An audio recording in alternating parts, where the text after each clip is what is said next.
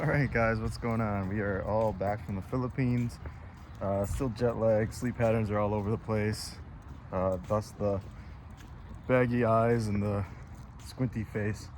Out on here on a nice overcast day. It's actually a really nice day here in California, back in Mission Viejo. So, coming off the long plane ride, the fatigue, hadn't slept a whole lot the last few days, very intermittent, um, just off, when you're going through the grief cycles and the shock of it all and processing everything. Not going to go back and relive all that, other than, like I said in my last video, we prayed it out there in South Korea in a prayer room and just gave it all over to God, and I don't want to take it back. And I think the biggest thing in moving forward is really just focusing in on me. I've noticed less of a need for me to check her socials. I did randomly come across one today that got me curious, and I looked at it, and I recognizing what stage she's in is still, that relief stage is, and that's what an avoider will do. They'll go through the relief stage, but then they go through the other stages after that. Eventually get curious, especially if you as a person, kind of cut off the contact with them and just focus in on my life. And that's what I want to do here. I don't want to continue to revisit the past. There'll be a few things that I'll allude to of learnings and things that may be able to help you if you've ever dealt with an avoider.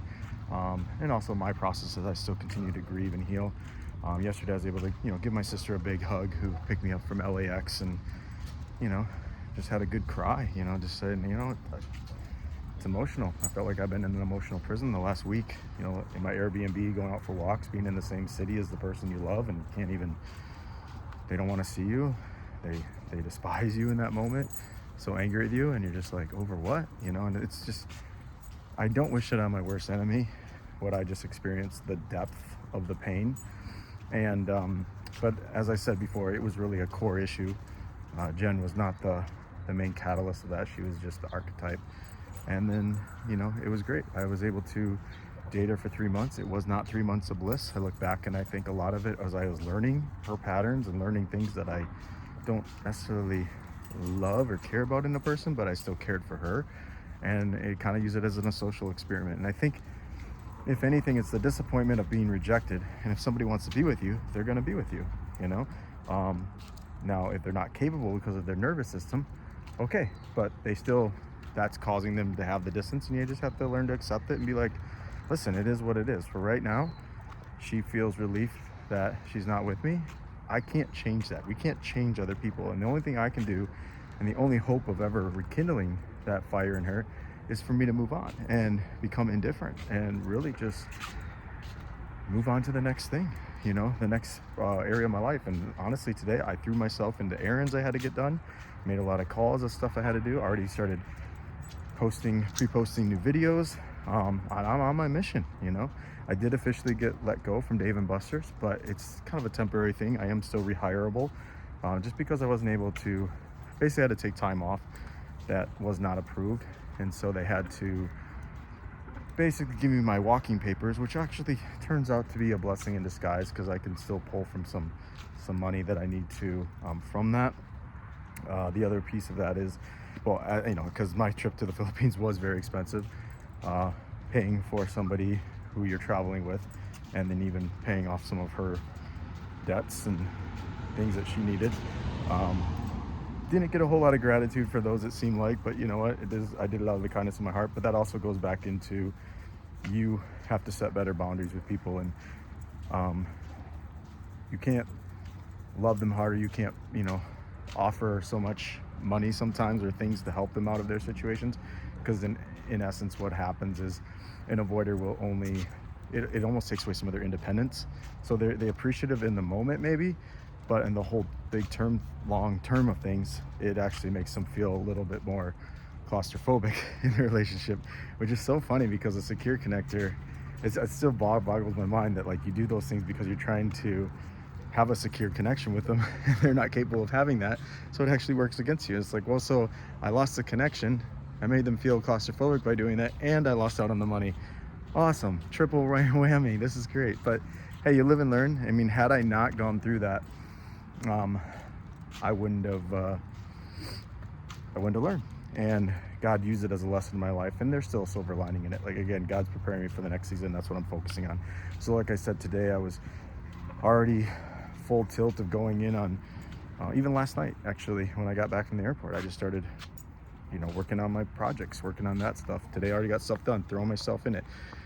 Do I have moments of grief? Yeah. Like I said yesterday, I gave my sister a big hug, cried it out, but I felt so relieved afterwards. And I'm realizing it's less about Jen and just more about my emotional coping system, the grief that's in my body, understanding the process, but then just still allowing myself to grieve in those moments. And if that's you guys, if you've never allowed yourself to grieve and you've stuffed it, that pain of disappointment, of loss, you got to let yourself grieve through it.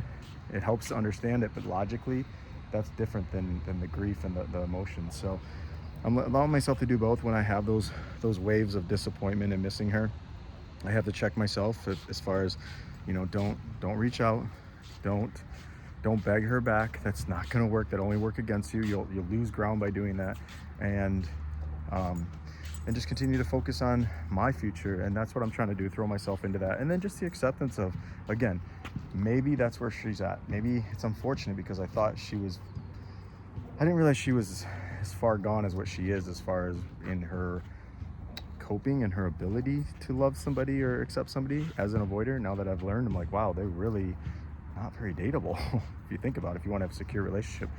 And so it's like the disappointment of, you kind of wanted to rescue somebody that you can't rescue, you kind of wanted to please somebody that you can't please, and it's that disappointment of like loss of what could have been or what you thought they were, what you wanted for them, and then your maybe your ability to provide for them is now gone, your purpose in it, which it wasn't the right reason anyways. Like, it should have been more mutual and not just you playing the role of a ATM or a father figure almost, like a provider. So there's okay to be a provider, but not from the sense where it's an unstable relationship and you're doing it almost to try to keep them roped in or keep them from leaving or keep them happy. And people are responsible for their own happiness. So if you have somebody that can't regulate their emotions as far as understanding why they do, dissect it, and then do that enough to be responsible for the other person in the relationship as a